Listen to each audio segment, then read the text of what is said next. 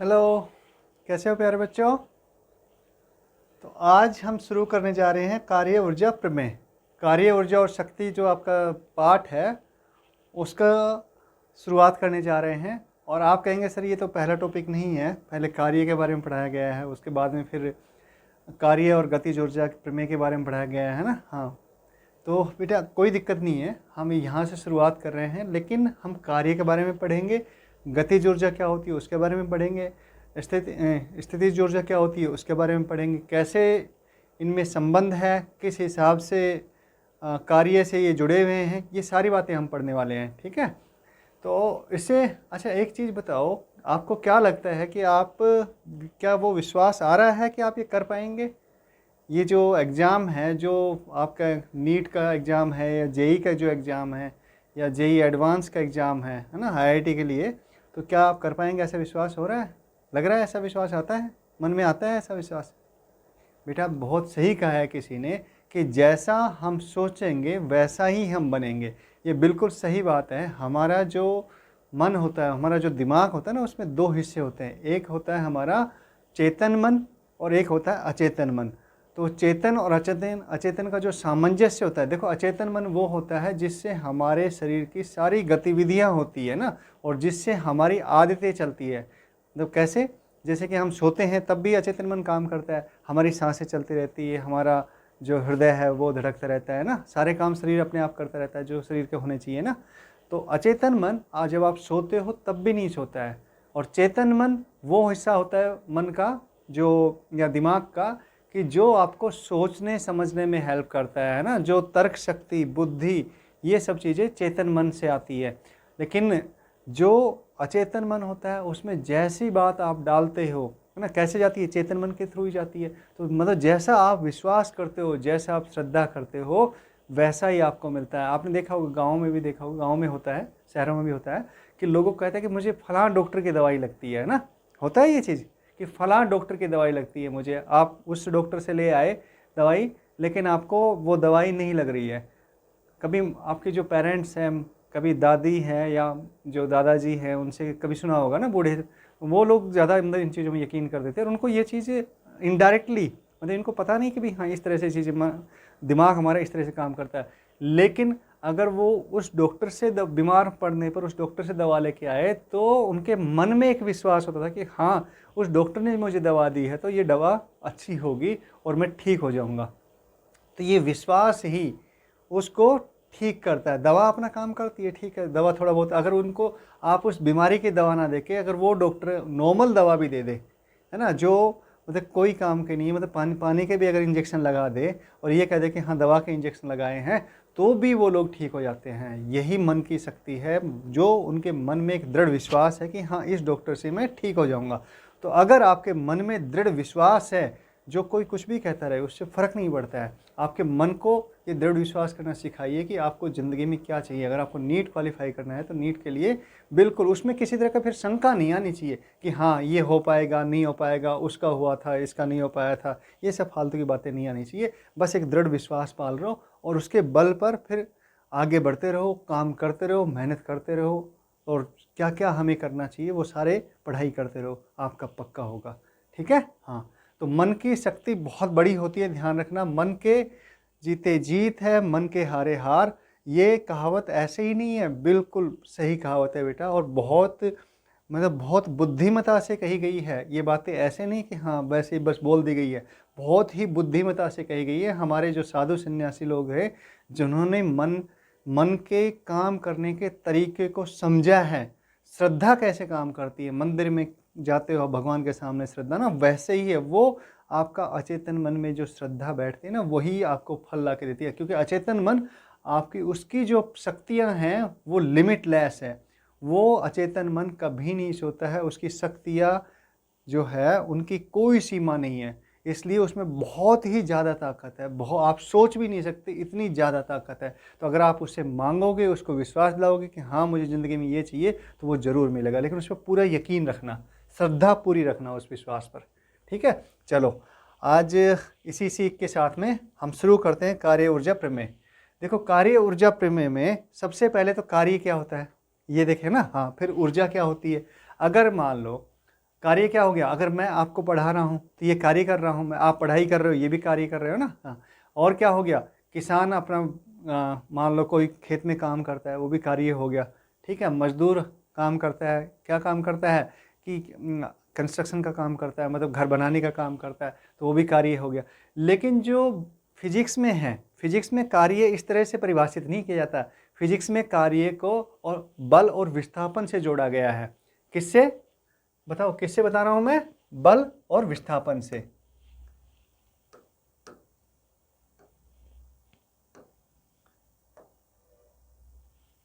दो शब्द है महत्वपूर्ण, एक तो बल, बल पहला शब्द, और दूसरा शब्द है विस्थापन।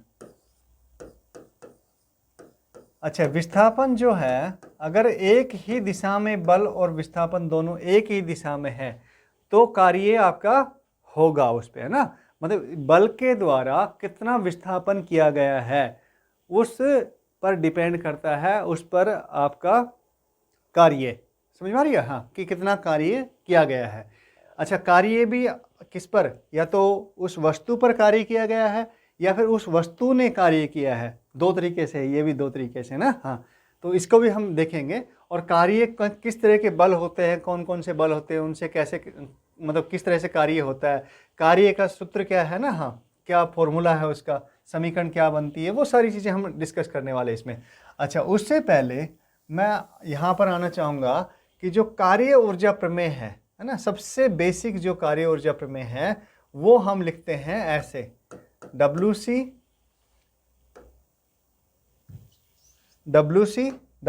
का मतलब क्या हो गया कि जो कंजर्वेटिव वर्क डन, W मतलब कार्य, W मतलब कार्य, और C का मतलब हो गया कंजर्वेटिव फोर्स, मतलब आपका संरक्षी बल। कौन सा बल, संरक्षी बल। अब ये संरक्षी बल क्या होता है सर, चलो ये भी देखेंगे। संरक्षी बल, इसका क्या मतलब होता है ये भी हम समझेंगे, ठीक है। तो संरक्षी बल ने जो कार्य किया उस वस्तु पर, उस पिंड पर, तो वो कार्य जमा कार्य जो असंरक्षी बल, जो संरक्षी बल नहीं है वो असंरक्षी बल उसने किया, यानी नॉन कंजर्वेटिव फोर्स, इंग्लिश में बोलते हैं उसको, संरक्षी बल को बोलते हैं कंजर्वेटिव फोर्स। क्या बोलते हैं, कंजर्वेटिव फोर्स, कंजर्वेटिव मतलब संरक्षी, और बल को क्या बोलते हैं, फोर्स बोलते हैं, ठीक है। हाँ, तो ये हो गया नॉन कंजर्वेटिव मतलब असंरक्षी बल के, असंरक्षी बल लग रहा है वस्तु पर तो उसने कितना कार्य किया, जमा W एक्सटर्नल बाह्य बल। इसके अलावा कोई बाह्य बल हो, एक्सटर्नल, EXT मतलब एक्सटर्नल, है ना, बाह्य बल, तो ये आपका किसके बराबर हो गया, वस्तु में की जो गतिज ऊर्जा उसमें जो परिवर्तन आया है उसके बराबर है। अच्छा, यहां पर मैंने कहा कि संरक्षी बल असंरक्षी बल के द्वारा कार्य किया गया कार्य, ये असंरक्षी बल के द्वारा किया गया कार्य, और ये बाह्य बल के द्वारा किया गया कार्य। तो ये बाह्य बल मैं अलग से बोल रहा हूं, संरक्षी असंरक्षी अलग से बोल रहा हूं। क्या मतलब है, क्योंकि ये दोनों बल जो है ये हमारे, मतलब ये दोनों कार्य जो हो रहे हैं ये आंतरिक बल की वजह से हो रहे हैं। कौन से, आंतरिक बल, आंतरिक बल, हाँ लिखते जाओ बेटा, आंतरिक बल। अच्छा, आंतरिक बल में कौन कौन से हो गए, आंतरिक बल में दो बल हो गए, एक तो संरक्षी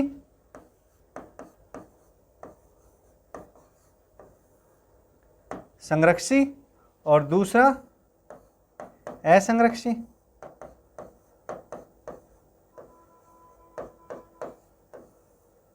असंरक्षी बल, ठीक है, हाँ ये भी बल है बिल्कुल।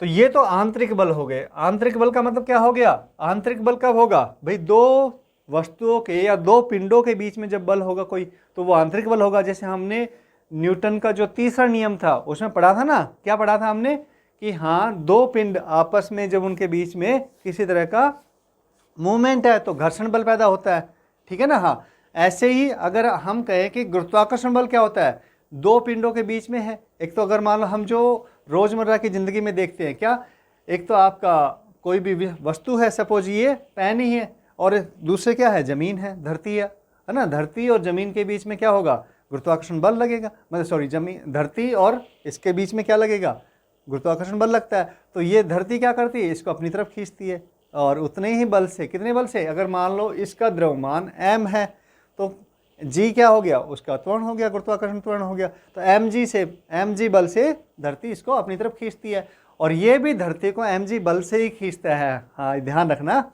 mg बल से ही ये खींचता है, लेकिन क्योंकि धरती इतनी भारी है कि mg बल का, इसके लिए तो mg बल का मूल्य है, धरती के लिए कुछ भी मूल्य नहीं है।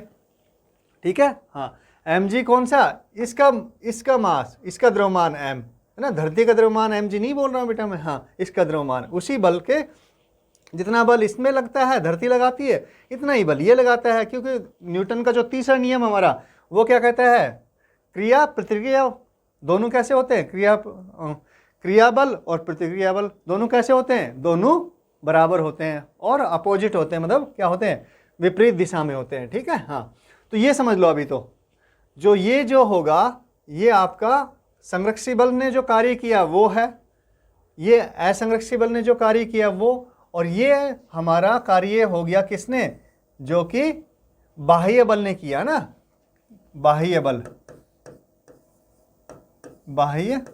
बल। अगर वस्तु पर कोई बाह्य बल है तो ये देखो यहाँ पे आंतरिक बल तो तब आएंगे जब हम एक से ज़्यादा वस्तुओं को माने, और एक से ज़्यादा वस्तुओं को हम क्या कहते हैं, जब एक से ज़्यादा वस्तुओं का हम अध्ययन करते हैं एक साथ, उसके जो कहेंगे कि जो भी हम गुण धर्म देख रहे हैं, जो भी उसके कैरेक्टरिस्टिक्स देख रहे हैं, उनमें किस तरह का परिवर्तन आ रहा है, अगर हम ये बात करते हैं तो इसका मतलब क्या कर रहे हैं, हम निकाय ले रहे हैं ना। हाँ तो जब आंतरिक बल और बाह्य बल दो बातें आ गई तो हम बात कर रहे हैं निकाय की। किसकी बात कर रहे हैं, निकाय की। चलो ये सब चीज़ें हम और आगे डिस्कस करेंगे। तो एक चीज़ ध्यान रखना कि सबसे जो इम्पोर्टेंट बात है यहाँ पर जो अभी तक हमने डिस्कस की है वो ये है कि जो भी हमारा कार्य होता है, आपने अभी तक पढ़ा होगा कि हाँ ऊर्जा संरक्षण का नियम पढ़ा होगा, कुछ और देखा होगा आपने, किसी अलग तरीके से देखा होगा, स्थितिज ऊर्जा प्लस गतिज ऊर्जा दोनों संरक्षित रहती है ना। हाँ ये सब आपने देखा होगा, ठीक है। लेकिन वो ठीक है बेटा, उसमें जो आप सवाल सोल्व करते हो, आप ना सवाल हल करते हो, किसके, जो आपके नीट में सवाल आते हैं, जो आपके जेई में सवाल आते हैं, जब उनको आप हल करते हो तो फिर क्या होता है, वहाँ पे आपको कुछ न कुछ कन्फ्यूजन होता है, कन्फ्यूजन आता है इस तरह से कि हाँ इसके द्वारा किया गया कार्य कितना होगा, या फिर जो इसकी गतिज ऊर्जा कितनी है, गतिज और स्थितिज ऊर्जा को दोनों का क्या कर दें, हम दोनों को बराबर कर दे दोनों स्थितियों में, इस तरह के में करने में, और जो उसके साथ में एक्सटर्नल बल भी, कोई बाह्य बल भी काम कर रहा है, तो वहाँ पर गड़बड़ हो जाती है आपसे, है ना, गलतियाँ होती है। लेकिन अगर आप इस फॉर्मूले को काम में लोगे, किस फॉर्मूले को, चलो मैं इसको मिटा देता हूँ, बिल्कुल आपको क्लियर देख लो। अगर आप इस फॉर्मूले को काम में लोगे तो आपकी गलतियाँ कभी नहीं होंगी, ठीक है। ये सब हम पढ़ेंगे, संरक्षण की चिंता मत करना अभी। हाँ मैंने मिटा दिया है, लेकिन ये सब पढ़ेंगे हम, ठीक है। हाँ ओके, तो अब ये आ जाते हैं हम इस पे। अच्छा, गतिज ऊर्जा क्या होती है, गतिज ऊर्जा हमेशा किसके द्वारा व्यक्त होती है भाई, वेग के द्वारा, है ना, आपकी चाल के द्वारा गतिज ऊर्जा मिलती, मतलब व्यक्त करते हैं हम।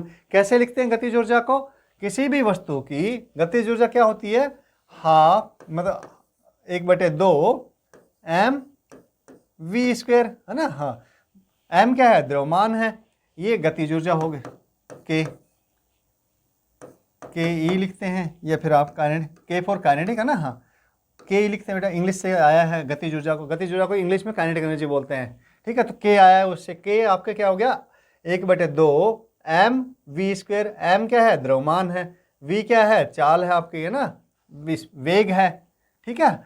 तो जो गतिज ऊर्जा में परिवर्तन आया, डेल के का मतलब हो गया कि फाइनल मतलब फाइनल का मतलब हो गया कि जब घटना घट चुकी है उसके बाद में कितनी गतिज ऊर्जा है ना। हाँ, और वो माइनस इनिशियल, मतलब ये हो गया आपका अंतिम स्थिति की गतिज ऊर्जा, और ये शुरुआती स्थिति गतिज ऊर्जा, ठीक है। तो दोनों में जो अंतर आया उसको डेल के कहते हैं। क्या कहते हैं? डेल के कहते हैं, ठीक है, डेल के है। तो अब देखो क्या मतलब है इसका, सीधा सा मतलब है, अगर मान लो कोई भी वस्तु पर कोई बल काम कर रहे हैं, ठीक है, और उसकी ऊर्जा में परिवर्तन आ रहा है, कौन सी ऊर्जा में?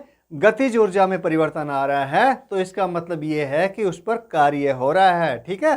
हाँ, देखो कार्य क्या हो गया, ऊर्जा को स्थानांतरित, मतलब ऊर्जा को ट्रांसफर करने का काम करता है कार्य, है ना। ऊर्जा को स्थानांतरित करने का काम कौन करता है? वो कार्य है। कार्य एक मान लो प्रोसेस है, मशीन है, ये समझो आप ना। हाँ, कार्य एक तरीका है किसको? ऊर्जा को स्थानांतरित करने का, मतलब एक वस्तु से दूसरी वस्तु में ऊर्जा को स्थानांतरित, किसी भी वस्तु की ऊर्जा को स्थानांतरित करने का, या फिर हम ये कहेंगे कि किसी भी वस्तु की ऊर्जा को ज़्यादा या कम करने का जो तरीका है वो कार्य बोलते हैं, वो कार्य है। समझ में आई बात? हाँ, कार्य से किसी वस्तु पर कोई कार्य करने से ही उसकी ऊर्जा कम या ज़्यादा होती है।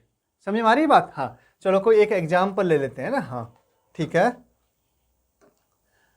सबसे सिंपल से शुरू करते हैं ना। हाँ, ये आपका देखो कार्य, आप पर कार्य तीन तरह के होते हैं, इतना ध्यान हो गया ना। हाँ, संरक्षी बल से किया गया कार्य, असंरक्षी बल से किया गया कार्य, और बाह्य बल से किया गया कार्य, है ना। तीनों में अंतर क्या क्या होगा वो सब हम डिस्कस करने वाले, कोई दिक्कत नहीं है ना। तो अब हम कह रहे हैं सपोज कि यहाँ पर एक हमने ब्लॉक ले लिया, ये ब्लॉक है, और ये किस पर है? ब्लॉक आपका जिसका द्रव्यमान m है। ब्लॉक मतलब क्या हो गया? गुटका, जिसका द्रव्यमान कितना है? m है। अब ये ब्लॉक पर हमने एक बल लगा दिया। क्या लगा दिया? बल लगा दिया, ये बल लगा दिया, और इस बल की वजह से ये ब्लॉक, ये गुटका आपका आगे बढ़ गया, ठीक है। हाँ, और इसमें क्या, इसने क्या किया? विस्थापन किया, और ये कहाँ पर आ गया? इसमें विस्थापन हुआ, और ये यहाँ पर पहुँच गया।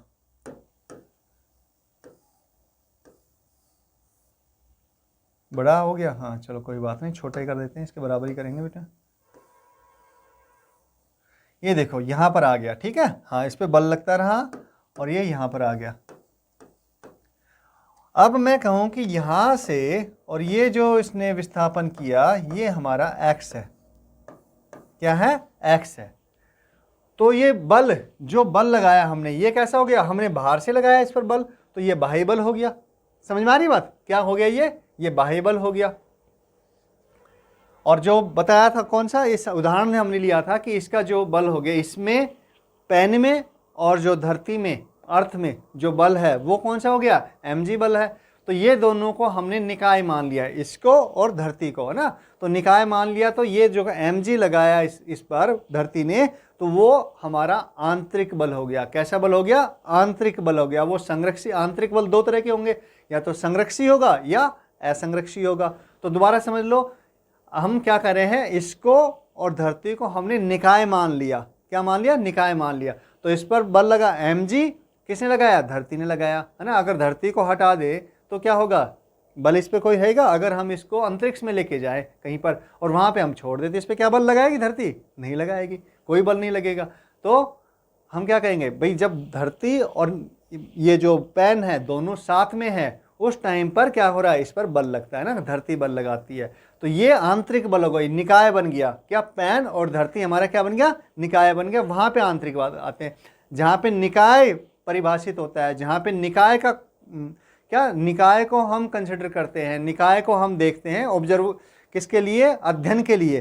तो वहां पर आंतरिक बल आते हैं बेटा, ठीक है। हाँ, जब एक से ज्यादा क्या हो, वस्तुएं हो, पिंड हो, या फिर कोई भी बॉडीज हो, मतलब कोई भी ऑब्जेक्ट हो ना, कुछ भी हो उस तरह से, तो निकाय की परिकल्पना आती है, ठीक है। समझ में आ गई बात? हाँ, यहाँ तो हम केवल क्या करें, हम धरती को, हम mg नहीं लिया, देखो हमने mg को भी कंसिडर करके देख लेंगे, कोई बात नहीं है। लेकिन यहाँ पे केवल हम इस बल की वजह से देख रहे हैं, बाह्य बल, क्योंकि ये mg तो लग रहा है इस पे। अगर ये मान लीजिए बाह्य बल हटा दे तो इसमें कोई परिवर्तन आएगा? इसकी स्थिति में कोई परिवर्तन नहीं आएगा, ये यहीं पर रखा रहेगा। क्या हो रहा है? ये बल हमने लगाया, तो इसकी वजह से इसमें विस्थापन आ गया यहाँ पर, तो तो ये जो विस्थापन आया बेटा, ये आपका हो गया, इसने बल, जब बल भी है और विस्थापन भी आया तो इसने क्या किया, कार्य किया। और कार्य को हम कैसे परिभाषित करते हैं, कार्य को परिभाषित कर दिया, सदिश और अदिश राशि पढ़ी है ना। हाँ, कार्य कैसी राशि है, अदिश राशि है, और बल कैसी राशि है, सदिश राशि है। तो इन दोनों का जो अदिश गुणनफल है ना, अदिश और सदिश गुणनफल दो चीज होती हैं एक तो, और ये हम एक्स एस कह लो या फिर एस कह लो, कुछ भी कह लो बेटा, एक ही बात है, ठीक है। तो ये अगर मान लो एस लेते हैं तो ये एफ और एस का अदिश गुणनफल क्या देता है, हमें कार्य देता है, ठीक है, क्या देता है, कार्य देता है। और ये क्या आएगा, एफ एस कोस थीटा, और थीटा क्या है, एफ और एस के बीच में कोण जो बना है, मतलब एफ की दिशा और एस की दिशा में जो कोण बना है। अब देखो एफ की दिशा ये है और एस की दिशा भी कौन सी है, यही है। अच्छा, ऐसा नहीं कि एक्स क्यों कर दी सर ने, तो इसको ये भी लिख सकते थे बेटा, ऐसी कोई बात नहीं है। हम क्या लिख सकते थे इसको, और एफ डॉट एक्स भी लिख सकते थे अगर हमने एक्स माना है इसको, तो ठीक है ना। हाँ, वो कोई इशू, मतलब उसमें कोई फर्क नहीं पड़ता है, इतना ध्यान रखो बस, उसका मतलब क्या है वो समझो। तो ये एफ एस कोस थीटा आ गया। थीटा क्या है, थीटा एंगल है, मतलब कोण है एफ की दिशा और एक्स एस की दिशा के बीच में। तो एस की दिशा भी ये है, देखो इधर ही विस्थापन हो रहा है, और एफ बल, हमारा जो बल लग रहा है वो भी इधर ही लग रहा है। तो दोनों जब एक ही दिशा में हैं तो कोण कितना हो गया, देखो इसकी भी दिशा, एफ की दिशा भी यही है और बल की दिशा भी यही है, तो दोनों के बीच में कोण कितना हुआ, कुछ भी नहीं, दोनों एक ही दिशा में जा रहे हैं, तो कोण तो 0 हो गया, मतलब थीटा कितना हुआ, 0 डिग्री हो गया। ठीक है, समझ में आ रही बात। हाँ, तो यहाँ पे क्या कर देंगे, जब दोनों की दिशा एक ही है तो बेटा ये हो जाएगा सीधा कोस 0 का मान कितना होता है, 1 होता है। ठीक है, तो ये एफ एस मान आ गया, ये कार्य कितना हुआ, एफ और एस के बराबर हुआ। लेकिन यहाँ पे देखा कि एफ जो है वो कैसा बल है, एफ हमारा कैसा बल है, अचर बल है, मतलब परिवर्तन नहीं हो रहा है इसमें, किसके साथ में, ना तो विस्थापन के साथ में परिवर्तन हो रहा है, ना ही इसका समय के साथ में कोई परिवर्तन आ रहा है एफ में। एफ क्या है, आपका अचर बल है, मतलब कांस्टेंट है। ठीक है, समझ में आ रही बात। तो इसलिए हमने इसको सीधा क्या कर दिया, दोनों का अदिश गुणनफल कर दिया। लेकिन अगर ये कोई चर बल होता, मतलब आपका परिवर्ती बल होता, ये कैसा बल होता, परिवर्ती। देखो अगर ये परिवर्ती बल होता, क्या बता रहा हूं मैं, अगर ये परिवर्ती बल होता, टी छोटा आएगा ना, हाँ ओके, परिवर्ती परिवर्ती बेटा, हाँ बड़ा ही आएगा, हाँ परिवर्ती बल। अगर ये परिवर्ती बल होता तो क्या होता है, देखो उस केस में, उस स्थिति में हम क्या करते, इसको ये कहते कि भैया बल जो टोटल कार्य है, कुल कार्य निकालने के लिए हमें किस में जाना पड़ता है, देखो ये आपने थोड़ा पढ़ रखा होगा ना बेटा। हाँ, कुल कार्य निकालने के लिए हमें करना पड़ता है इसको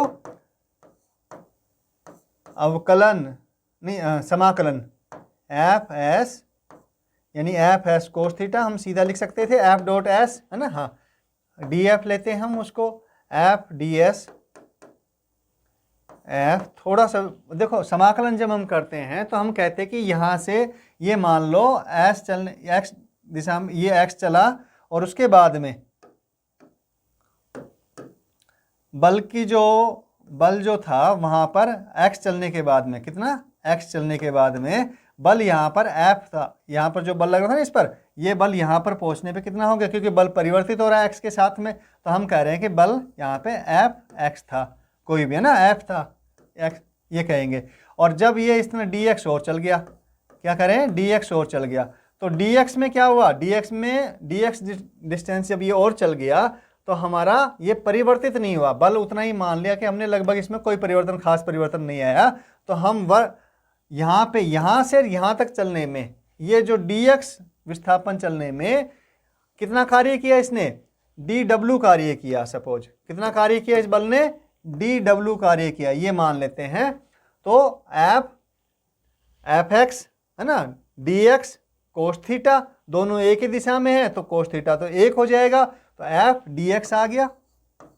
और इसको क्या करेंगे, जब हम यहाँ से और यहाँ तक करेंगे तो बेटा इसको हम क्या कर देंगे, समाकलन कर देंगे। कौन सी स्थिति से, x1 से और x फाइनल तक, राइट।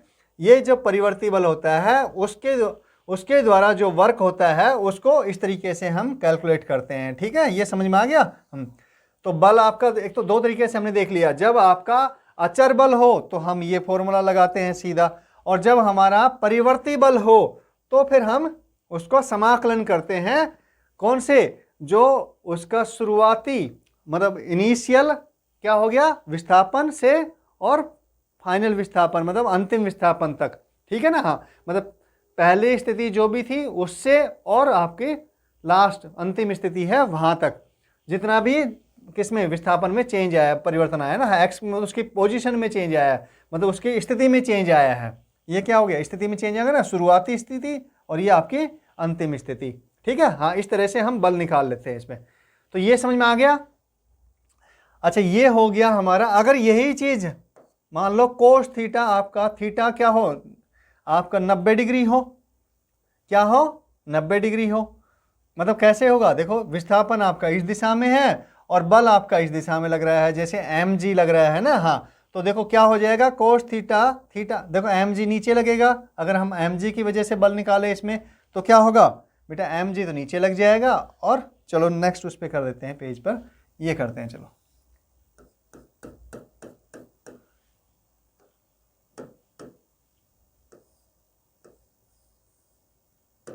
ये m द्रव्यमान है इसका, तो देखो mg लग रहा है इस पे, mg। और विस्थापन किस दिशा में हुआ है, विस्थापन तो हमारा इसका इस दिशा में हो रहा है, बल हमारा इस पे लग रहा है एक F, और विस्थापन इस दिशा में लग रहा है। तो बताओ अभिक्रिया बल कहाँ लगेगा, शाबाश शाबाश, ऊपर की तरफ N है ना। हाँ, ये लगेगा इस पर।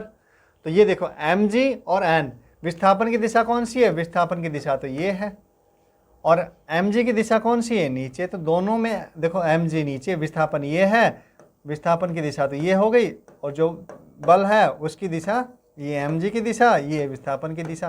तो दोनों के बीच में कितना 90 डिग्री का कोण बन गया। तो क्या होगा, वर्क जो कार्य होगा, कार्य कितना होगा, mg बल गुणा s विस्थापन गुणा कोस थीटा, थीटा कितना है 90 डिग्री। अब कोस 90 कितना होता है बताओ फटाफट, 0। तो ये सारी क्या हो जाएगा, पूरा वैल्यू इसकी 0 हो जाएगी। तो mg ने अगर इधर विस्थापित हो रही है आपका जो गुटका, तो mg से कितना, mg ने कितना वर्क किया, कितना कार्य किया, वो तो 0 हो गया। कितना कार्य किया, 0। अगर इसका मतलब क्या समझ में आया, इसका मतलब सीधा सिंपल सा है कि अगर बल आपका विस्थापन के लंबवत लग रहा हो ना, यहाँ पे क्या हो रहा है देखो, लंबवत लग रहा है ना। हाँ, विस्थापन ये है और बल आप ये देखो, ये विस्थापन है और बल ये है, हमने बनाया। तो ये जब लंबवत लग रहा हो तो उस बल के द्वारा कार्य उस वस्तु पर, यानी उस गुटके पर जो कार्य होगा या उस वस्तु पर जो कार्य होगा वो कितना होगा, वो 0 होगा। समझ में आ गई बात, क्लियर है ना। हाँ, वेरी गुड। तो ये देखो, अब इसमें हम एक मोटी बात समझ लेते हैं कि हमें पता है कि जब अगर ये कोस थीटा, दोनों के बीच में बल और उसके बीच में एंगल मतलब थीटा जो है ना। हाँ, थीटा जब 90 डिग्री से छोटा है तो कोस 90 0 से 0, कोस 0 कितना होता है 1 होता है, और 90 कितना हो गया 0 हो गया, कोस 90 0 हो गया ना। हाँ, तो उन दोनों के बीच में जो कोस की वैल्यू होती है, कोस का जो मान होता है वो क्या होता है, वो धनात्मक होता है, और जैसे 90 से ऊपर बढ़ जाएगा तो ऋणात्मक हो जाएगा। तो बेटा ये होता है कि जो कार्य किया गया है ना, हाँ W किसी भी बल ने, और जब तक W कब होगा, ये पॉजिटिव होगा कब तक, जब आपका जो एंगल है ये 0 के बराबर होगा या 0 से बड़ा होगा, लेकिन 90 से छोटा होगा, 90 डिग्री से छोटा होगा। कौन सा एंगल, कौन सा कोण, बल और विस्थापन के बीच का कोण, ठीक है। लेकिन ये जो है W ये 0 हो जाएगा कब, जब हमारा एंगल जो है विस्थापन और बल के बीच में जो कोण बन रहा है वो 90 डिग्री हो जाए, तो ये 0 हो जाएगा, ठीक है। समझ में आई बात। और जब ये 90 से बड़ा हो जाए है ना। कैसे 90 से बड़ा कब होगा? जैसे कि हम देखें कि यहाँ पर एक बल विस्थापन तो इधर लग रहा है, लेकिन हम कहें कि यहाँ पर एक बल इधर लग रहा है कोई F2, तो ये देखो विस्थापन की दिशा तो ये हो गई, ये विस्थापन की दिशा हो गई, ऐसा ना। हाँ, और बल की दिशा ये हो गई, बल की दिशा ये F2 की दिशा हो गई। तो इन दोनों के बीच में जो कोण बन गया, ये बताओ कैसा है? 90 से बड़ा है कि छोटा है? बिल्कुल 90 डिग्री से बड़ा है ना। 90 डिग्री तो यहीं पे ख़त्म हो गया, इधर से यहाँ तक ख़त्म हो गया, तो ये 90 डिग्री से बड़ा है ना। हाँ, तो ऐसी दशा में जो ये जो बल है ये इस पर काम करेगा, जो कार्य होगा वो आपका ऋणात्मक होगा। कैसा होगा? ऋणात्मक। ऐसी दशा में जो कार्य होगा वो नेगेटिव होगा, यानी ऋणात्मक होगा। तो इसके लिए क्या होगा कि भाई जो आपका थीटा है, जो कोण है हमारा, वो किससे? 90 से तो बड़ा होना चाहिए। और कहाँ तक होना चाहिए? आपका 180 डिग्री। 180 डिग्री तक क्या होगा? ज़्यादा तो क्या करेगा? बल इस तरह से लगेगा ना। हाँ, उल्टी दिशा में लग जाएगा बेटा। उसके बाद में तो फिर कोण आपका उससे छोटा ही रहेगा या तो, और फिर उसके बाद में वापस इस दिशा में आ जाएगा, नेगेटिव दिशा में आता जाएगा। तो ये जब रहेगा तो हमारा बल क्या होगा? नेगेटिव होगा। जब 90 से बड़ा हो और 180 तक आपका हो, तो 180 पे तो क्या होगा? -1 हो जाएगा। अगर ये 180 का मतलब क्या हो गया कि भाई बल हमारा इस दिशा में लग रहा है, और मतलब ये देखो ऐसे है ना, क्या स्थिति बन रही है? इधर बता देता हूँ ना। एस की दिशा तो ये हो गई और बल की दिशा हमारी ये हो गई। तो ऐसी स्थिति में क्या होगा? इस बल ने जो कार्य किया वो एफ एस कोस 180 डिग्री हो गया ना। हाँ, कोस 180 डिग्री का मान होता है -1, मतलब ऋणात्मक, मतलब क्या हो गया? ऋणात्मक हो गया। ठीक है। हाँ, तो ऐसी दिशा में जो कार्य होगा ऐसे बल के द्वारा वो आपका कैसा होगा? ऋणात्मक कार्य होगा, नेगेटिव होगा। ठीक है। तो 90 डिग्री से जब छोटा हो तो धनात्मक होगा, जब 90 डिग्री हो तो 0 होगा कार्य, और जब 90 डिग्री से ज़्यादा बड़ा हो तो आपका ऋणात्मक कार्य होगा। ये मोटी मोटी बात आपको समझ में आ गई बेटा? ठीक है, चलो वेरी गुड। अब ये देखो, हमारे जो हम बात शुरू में हमने जो बात की, क्या बात की कि WC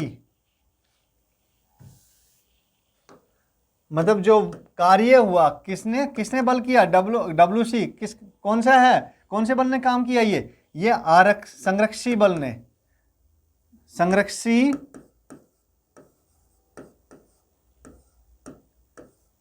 बल द्वारा किया गया कार्य। ठीक है, WC प्लस WNC ये कहा हमने, और क्या कहा? W एक्सटर्नल मतलब बाह्य बल द्वारा कार्य किया गया वो, ये किसके बराबर होता है? ये होता है हमारा डेल्टा के, मतलब गतिज ऊर्जा में परिवर्तन के बराबर। तो ये क्या हो गया? ये हाफ मतलब 1/2 m, अगर अंतिम वेलोसिटी पार्टिकल की यानी कि वस्तु की या ब्लॉक की यानी गुटके की या कोई भी ऑब्जेक्ट जो भी कुछ है ना उसकी v2 है, तो v2 square minus v1 square, है ना। कैसे किया मैंने? ये फाइनल गतिज ऊर्जा मतलब जो होगी आपके अंतिम गतिज ऊर्जा वो क्या होगी? 1/2 m v2 square minus 1/2 m v1 square, और 1/2 m क्या है आपका? कॉमन है, बाहर आ जाएगा बेटा। तो ये v2 स्क्वायर v2 की पावर 2 माइनस v1 की पावर 2। ठीक है। हाँ, ये बच जाएगा। तो ये हमारी क्या है? कार्य ऊर्जा प्रमेय है। अब देखो, जो संरक्षी बल मैंने बता दिया ना, संरक्षी बल आपके कौन से होते हैं? तो पहले तो हम इस पे बात करेंगे कि संरक्षी बल कौन से होते हैं। ये जो कार्य हो गया, ये कार्य किया गया किसने? ये देखो, ये जो कार्य हुआ असंरक्षी बल द्वारा किया गया कार्य, असंरक्षी बलों द्वारा, बल एक भी हो सकता है और एक से ज्यादा भी हो सकते हैं, द्वारा किया गया कार्य। किस पर किया गया कार्य है? वस्तु पर। कौन सी वस्तु पर? जिसके बारे में जैसे हमने पिछले जो उदाहरण लिया था उसमें क्या था, उसमें हमारा क्या था, एक गुटका लिया हुआ था हमने। तो ऐसे ही कुछ और भी वस्तु हो सकती है, कोई भी वस्तु हो सकती है बेटा, ठीक है। गाड़ी हो सकती है, कार हो सकती है, ट्रक हो सकता है, कुछ भी हो सकता है, राइट। हाँ, तो ये हो गया। किताब भी हो सकती है, आपने किताब को धक्का दिया, है ना, ये भी हो सकता है। और जो ये क्या है, ये और बाकी जितने भी बाह्य बल हैं, कौन से बल हैं? बाह्य बल, बाह्य बलों द्वारा। अच्छा, बल एक से ज्यादा हो गया तो क्या करेंगे बेटा? उनका नेट निकालेंगे, है ना। नेट निकालने के लिए क्या करेंगे? सदिश योग कर देंगे, सीधी सी बात है, ठीक है। क्या करेंगे? सदिश योग कर देंगे। सदिश योग का जो मान आएगा, उसका जो आंसर आएगा वो हमारा सॉरी, वो क्या आएगा? सदिश बल, सदिश योग करेंगे बलों का, तो वो जो मान आएगा, जो भी वैल्यू आएगी, है ना, वो क्या हो गया?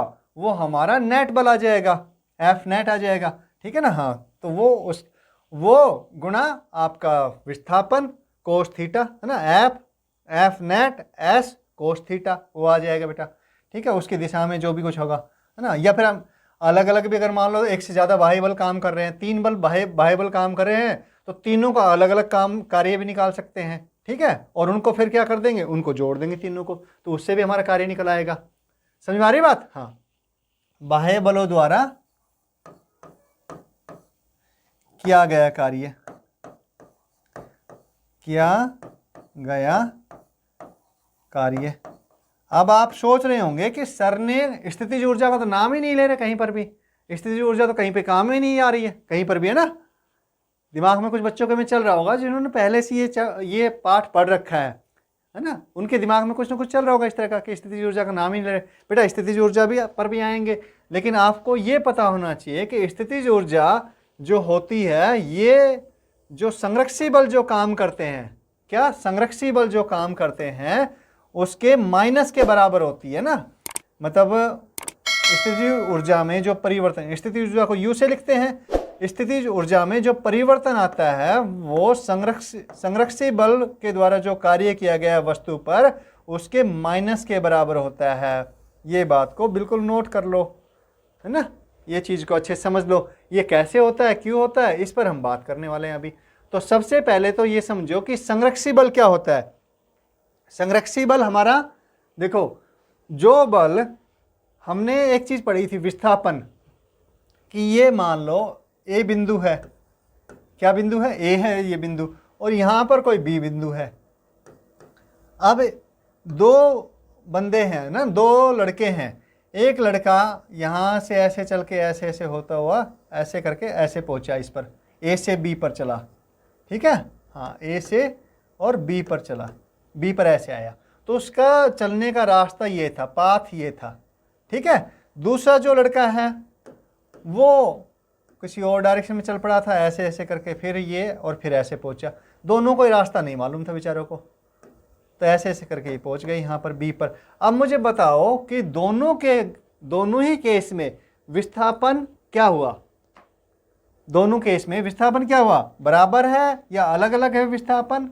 कितना है विस्थापन वो बताओ मुझे। बेटा विस्थापन में हमने देखा है, विस्थापन हमने पढ़ रखा है कि विस्थापन जो होगा इन दोनों बिंदुओं को सीधी रेखा से जोड़ने पर जो दूरी आएगी इसको विस्थापन कहते हैं। विस्थापन आपका किसी भी पाथ यानी कि जो रास्ता है उस पर निर्भर नहीं करता। विस्थापन तो आपका जो प्रारंभिक बिंदु और जो अंतिम बिंदु है ना, इनिशियल पॉइंट और फाइनल पॉइंट, उनके सीधी रेखा से हम जोड़ दे तो उनकी जो सीधी रेखा में जो मतलब दूरी आएगी उसको विस्थापन कहते हैं। समझ में आ रही बात? हाँ, तो पाथ पे डिपेंड नहीं करता। और अगर हमने यहाँ से जाके ए से बी पर हम गए और फिर इस रास्ते से गए, सपोज ये रास्ते से गया और फिर इस रास्ते से वापस आ गया, ठीक है, तो विस्थापन कितना हुआ? बेटा जहाँ से चले थे वहीं पर वापस आ गए, तो विस्थापन तो 0 हो गया। समझ में आ रही बात? क्या हो गया? विस्थापन आपका 0 हो गया। समझे कि नहीं? हाँ, तो ऐसे ही विस्थापन जैसे है ऐसे ही आपका संरक्षी बल है। क्या है? संरक्षी बल। जो संरक्षी बल होते हैं, संरक्षी बल, अगर उनको आप संरक्षी बल को एक बिंदु से शुरू किया, हमने विस्थापन शुरू किया, किसी भी मान लो गुटका ही है, गुटके में विस्थापन शुरू किया, ऐसे ऐसे उसको लेके गए यहाँ पर, और उसके बाद में वापस किसी भी रास्ते से वापस यहाँ पर लेके आए, और वो ये लेके किससे गए थे? वो संरक्षी बल के प्रभाव में चल रहा था। किसके प्रभाव में चल रहा था? संरक्षी बल के प्रभाव में चल रहा था। तो उस पर कार्य कौन कर रहा था? ऑब्वियसली संरक्षी बल ही कर रहा था सर। तो संरक्षी बल अगर मान लो एक बिंदु से दूसरे बिंदु पे जाते हैं तो उसमें जो कार्य होता है, क्या कह रहा हूं मैं? उसमें जो कार्य होता है और वापस इसको आने में जो कार्य होता है, मान लेते हैं हम कि जाने का कार्य W1 हो गया, ठीक है, और वापस आने का कार्य W2 कर दिया उसने, संरक्षी बल ने। वापस भी संरक्षी बल लेके आ रहा है इसको, ठीक है। तो दोनों केस में, आने और जाने में, संरक्षी बल ने जो काम किया, मतलब जहां से चल के और वापस वहीं पर आने में, वो काम 0 होगा। क्या कह रहा हूं मैं? ध्यान से सुनो। संरक्षी बल लग रहा है किसी भी वस्तु पर, तो आपका एक बिंदु से उसके दूरी, मतलब दूरी तय करना शुरू किया और वापस उसी बिंदु पर आ जाए, है ना, हाँ, उसी बिंदु पर आ जाए, मतलब साइक्लिक पाथ, वृत्तीय पाथ पे। कैसे कह रहा हूं? वृत्तीय पाथ पर अगर जो कार्य होगा संरक्षी बल के द्वारा, वो क्या होगा? 0 होगा। इसका मतलब क्या हो गया कि भाई जो नेट वर्क निकाला हमने, वो कितना आया? W1 प्लस W2, ये क्या हो गया? 0 आ गया। यानी W1 equal to minus of W2। समझ में आई बात कि ये 5 जूल होगा, प्लस का होगा, यहां से इधर गए हैं तो वापस आने में माइनस का 5 जूल होगा वर्क, कार्य। समझ में आ रही बात? हाँ, अभी इतना समझ में नहीं आया होगा ना, उदाहरण से ज़्यादा अच्छे समझ में आता है। चलो तो उदाहरण से देखते हैं ना। संरक्षी बल, पहले एक चीज़ और समझ लो, संरक्षी बल कौन कौन से हैं। चलो उदाहरण लेने के बाद में आपको अच्छे से क्लियर हो जाएगा। तो हम ये उदाहरण ले लेते हैं एक, कि भैया ये हमारा जमीन है, यहाँ पे क्या है? जमीन है, ये जमीन है, ठीक है, हाँ। और यहाँ पर हमने एक बॉल रखी हुई है। क्या है? बॉल है यहाँ पर। नहीं, कलर अलग लेते हैं यार इसका थोड़ा, क्योंकि इसमें मैच हो जाएगा, कोई बात नहीं। हमने ग्रीन कलर ले लेते हैं। यहाँ पर ये बॉल रखी है। अब हमने इसको v वेग से ऊपर फेंक दिया बॉल को, और ये बॉल यहाँ पर गई, और ये जो दूरी इसने तय की, ये दूरी मान लो, हम मान लेते हैं कि भैया ये h है। कितनी है? h है। तब मुझे बताओ कि यहाँ पर जमीन, धरती माता, इस पर कितना बल लगा रही थी? ये तो mg था, अगर इसका द्रव्यमान m है तो, है ना, ठीक है, समझ में आ गई बात? क्लियर है बिल्कुल। तो अब mg नीचे की तरफ लग रहा है और विस्थापन हमारा ऊपर की तरफ हुआ। विस्थापन कितना हुआ? h हो गया बेटा। तो बताओ मुझे, यहां से अगर मैं कहूं कि ये बिंदु A था, कौन सा था? ये बिंदु A है हमारा, यहाँ पर जब जमीन पे रखी है ना, तो ये बिंदु A है, और यहाँ पर पहुंच गई तो बिंदु B हो गया। तो W मतलब वर्क जो हो गया A से B पर, किसके कारण? गुरुत्वाकर्षण के कारण। ये कितना हुआ बताओ मुझे? सर mg तो मतलब हमारा वर्क कितना होता है? हमारा वर्क हमने देखा था कि Fs कोस थीटा होता है, Fs कोस थीटा। तो देखो F कितना है? F तो यहाँ पे mg है, तो ये मैंने mg रखा, ठीक है, हाँ। बल कितना है? mg है। S कितना है? विस्थापन, विस्थापन कितना है? h है। देखो अब h कहाँ पर लग रहा है? देखो ऊपर की तरफ में जा रहा है, लेकिन mg नीचे की तरफ जा रहा है ना, हाँ, तो h कर देता हूं मैं विस्थापन, कोई बात नहीं है। कोस थीटा, थीटा कितना है ये देखना हमें। अब देखो यहाँ पर mg नीचे की तरफ और विस्थापन ऊपर की तरफ, तो क्या हो गया? मतलब ये mg की दिशा हो गई और ये आपकी विस्थापन h की दिशा हो गई। तो दोनों के बीच में कितना कोण हो गया? 180 डिग्री। कितना हुआ? 180 डिग्री। दोनों की दिशा अलग अलग है ना, हाँ, तो कोण कितना हुआ? ये कॉमन पॉइंट से देखा हमने, तो कोण 180 डिग्री हो गया। और कोस 180 डिग्री कितना होता है? अभी मैंने बताया था पीछे, बिल्कुल सही, -1। तो mgh कितना आएगा? ये माइनस का आएगा, माइनस A से B जाने में माइनस mgh का कार्य किया किसने? mg ने, ठीक है। अभी हम केवल जो गुरुत्वाकर्षण बल है उसी को देख रहे हैं हम, उसने कितना कार्य किया केवल वही देख चेक कर रहे हैं। ठीक है, ये समझ में आ गई बात। तो ए से बी जाने में कितना गुरुत्वाकर्षण बल ने कितना काम किया, माइनस का mgh काम किया, इसने इतना कार्य किया इसने। अब हम इसको वापस बुलाते हैं, तो बेटा ये वापस चल पड़ा यहाँ से, अब वापस चल पड़ा तो नीचे आ गया वापस, और उसी वेग से वापस नीचे पहुंच जाएगा बेटा ये बॉल आपकी। ठीक है, तो अब मुझे बताओ कितना वापस, अब यहाँ पे बल कितना लग रहा है। अब मैं कहूँ कि जो कार्य हुआ, कौन सा कार्य हुआ, ये तो WAP ये हो गया। अब मैं कह रहा हूँ कि भैया B से वापस A पर जाने पे कार्य जो हुआ किसके कारण, गुरुत्वाकर्षण बल के कारण, वो कितना हुआ, वही mg नीचे की तरफ, तो mg कर देंगे। h कितना विस्थापन हुआ यहाँ वापस B से A पहुँचने में, h का ही हुआ सर, ये h हुआ। और थीटा क्या है, कोस थीटा की वैल्यू कितनी आएगी, देखो mg नीचे की तरफ और विस्थापन भी नीचे की तरफ, दोनों की दिशा एक ही है। इसका मतलब जो थीटा है यानी कोण है दोनों के बीच में, वो क्या है, वो 0 हो गया। तो कोस 0 कितना होता है, वो तो एक ही होता है। तो WBA कितना हो गया, गुणा 1, उसका कोई मतलब नहीं है, तो WBA कितना हो गया, mgh हो गया प्लस का। अब मुझे बताओ कि यहाँ से ऊपर गया और वापस नीचे आ गया, है ना, तो कैसा पाथ बन गया बेटा, साइक्लिक पाथ बन गया ना। हाँ, साइक्लिक का मतलब वृत्त में ही नहीं है, साइक्लिक का मतलब जहाँ से शुरू किया था वहीं पर वापस आ गए, लौट के बुद्धू घर को आए। ठीक है, हाँ, तो अगर लौट के बुद्धू घर को आ जाते हैं तो वर्क कितना होगा, देखो बताओ मुझे। अब ये देखो ये माइनस mgh और ये mgh आपका, तो दोनों को जोड़ दो, नेट आ जाएगा। तो W नेट कितना हुआ बताओ मुझे अब फटाफट, माइनस mgh, कोई बड़ी बात तो है नहीं, plus mgh, WAB plus WBA, है ना, बराबर 0। तो मतलब इसने जो mg ने जो कार्य किया, देखो क्या mg की वजह से जितना कार्य हुआ वो कितना हुआ, एक बिंदु से जो आप जाने में और उसी बिंदु पर वापस आने में कितना कार्य हुआ, 0। और संरक्षी बल की पहचान क्या बताई थी हमने कि भैया जो एक जगह से दूसरी जगह पे जाने पे वस्तु पे जो कार्य करता है ना, और वापस उससे वापस आने पर जो कार्य होता है, वो टोटल उन दोनों का जो टोटल होता है वो क्या होता है, वो 0 होना चाहिए। तो अगर ऐसा कुछ हो रहा है तो वो जो बल है वो कैसा बल है, वो संरक्षी बल है। समझ में आ गई बात। तो बेटा आपका अब लिख लो आप, गुरुत्वाकर्षण बल, संरक्षी बल कौन कौन से होते हैं, देखो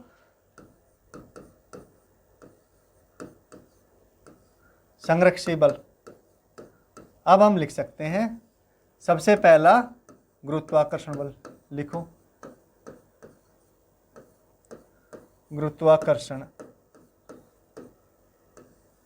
गुरुत्वाकर्षण बल कैसा है, संरक्षी बल है। दूसरा जो स्प्रिंग का बल है ना, क्या है, स्प्रिंग बल, वो भी आपका, स्प्रिंग यानी कमानी है ना, हाँ स्प्रिंग बोलते बड़े, स्प्रिंग ज़्यादा अच्छा वर्ड, स्प्रिंग बल, वो भी आपका कैसा है, संरक्षी बल है। और क्या है, कूलाम्ब बल। कूलाम्ब बल कौन सा होता है, कूलाम्ब बल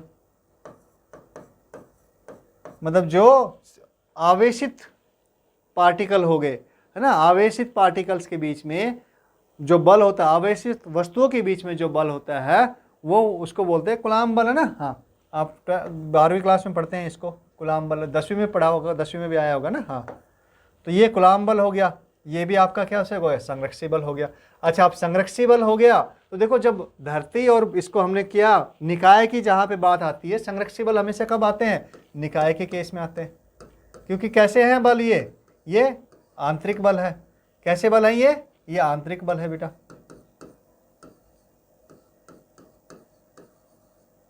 आंतरिक बल, समझ में आई बात। और आंतरिक बल में क्या है, एक तो संरक्षी है,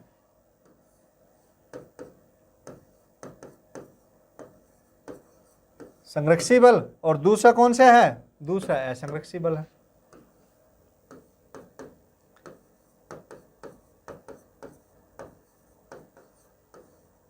असंरक्षी बल। अब ये हमने देख लिया निकाय में कौन कौन से बल हो गए, 2 बल हो गए, एक तो संरक्षी बल हो गया और दूसरा आपका असंरक्षी बल हो गया। मतलब आंतरिक बल के ही दो हिस्से हो गए। तो संरक्षी बल कौन कौन से होते हैं ये तो हमने देख लिए, कौन से होते हैं संरक्षी बल, ये वाले बेटा, ये जो तीनों बल जो दिए हमने, है ना। हाँ, ये संरक्षी बल के उदाहरण है। असंरक्षी बल वो हो गए, तो वो कौन से हो गए, जिनमें कि साइक्लिक पाथ पर, वृत्तीय पाथ पर किया गया कार्य, बल के द्वारा किया गया कार्य जीरो नहीं हो, है ना, जीरो नहीं हो, तो वो कौन से बल हो गए, आंतरिक बल, असंरक्षी बल। असंरक्षी बल। बेटा अब मुझे बताओ कि जो आंतरिक बल है, क्या कौन से बल है, आंतरिक बल है, आंतरिक बल में कौन कौन से बल आते हैं, पहले तो ये बताओ मुझे। ये तो बिल्कुल आ गए, है ना, इसके अलावा और कौन कौन से बल बच गए, बताओ एक बार।